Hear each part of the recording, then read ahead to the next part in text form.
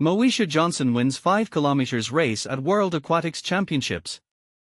Have you ever felt the thrill of competing at the highest level? Meet Moesha Johnson, the Australian swimmer who just etched her name into the history books. In a race that had spectators on the edge of their seats, Johnson triumphed in the 5 km event at the World Aquatics Championships held in Sentosa Island, Singapore. But here's where it gets controversial. Johnson's victory wasn't a walk in the park. She battled fiercely against Italy's Ginevra Taducci, a formidable opponent who pushed her to her limits. This wasn't just any race, it was a nail-biting contest that showcased the very best of open water swimming. Johnson's win is more than just a personal achievement. She's the first Australian to win the 5 km title since Melissa Gorman in 2009. This is a historic moment for the country, as Johnson herself said, "This is huge for my country. I think we're topping the medal table. We've never had back-to-back golds in a competition.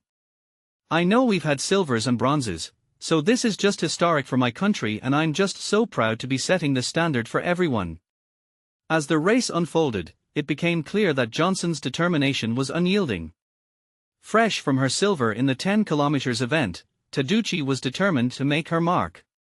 Yet, despite her best efforts, she had to settle for silver, a mere second behind Johnson.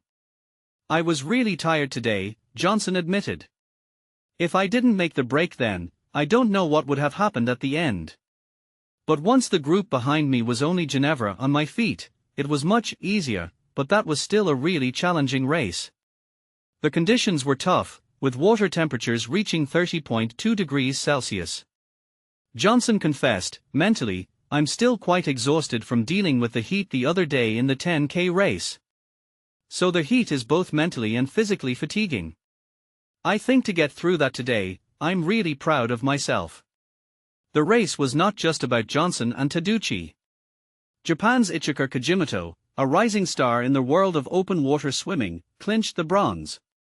Kajimoto's story is one of resilience and determination, as she moved from 30 seconds behind the leaders to secure the bronze medal. "It feels fantastic," she said.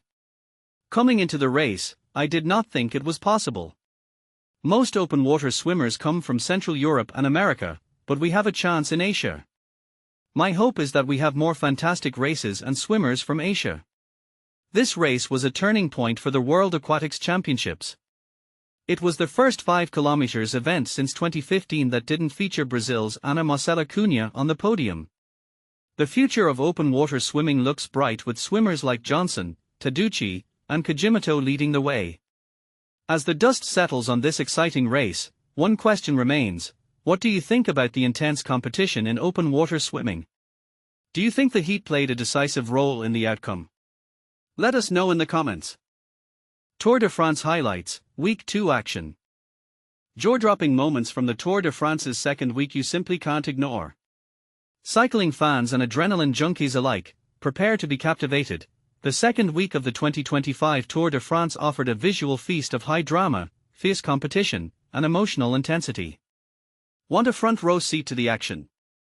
The best photos from this legendary event have just been released, capturing everything from brutal mountain climbs to electrifying sprints through city streets, and yes, the occasional devastating crash or heartwarming celebration. But here's where it gets controversial: which image truly defines the spirit of the tour? Is it the solitary breakaway fighter grimacing against the odds, or the jubilant team crossing the finish arm in arm?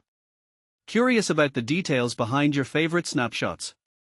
Media outlets like the Mankato Free Press provide not just photos but also ways for you to get involved, whether you're interested in purchasing prints, sharing your opinion in a letter to the editor, or sending in your own news tips. Looking to stay in the loop? They make it easy, offering subscriptions, digital e-papers, newsletters, and even real-time text alerts, ensuring fans never miss a beat or a pedal stroke. If you want to commemorate personal milestones or remember loved ones, their celebrations and obituaries sections are just a click away, underscoring how sports and community news intertwine. Here's something most people overlook: the Tour de France isn't just about elite athletes. It also brings together fans, photographers, and citizens in celebration and, sometimes, heated debate. Was this year's weather, clear skies and mild breezes in places like Mankato, Minnesota, ideal for competitors, or did it add another layer of challenge? Check their full local forecast for more insight. Photojournalists like Thibaut Camus and Moesha Elshimi from the Associated Press risk it all to bring these vivid moments to life, providing us with stories that go beyond the race's official results. And, here's the kicker, professional cycling's relentless pace means there's always a debate about who deserves the spotlight and why. Now it's your turn. Which photo or moment from the Tour's second week left the deepest impression on you? Do images of triumph inspire more than those of struggle? Or do you find the raw, difficult moments more compelling? Some fans argue the true soul of the Tour de France lives not in the finishing sprints but in the moments of perseverance and heartbreak. What do you think? Sound off in the comments below.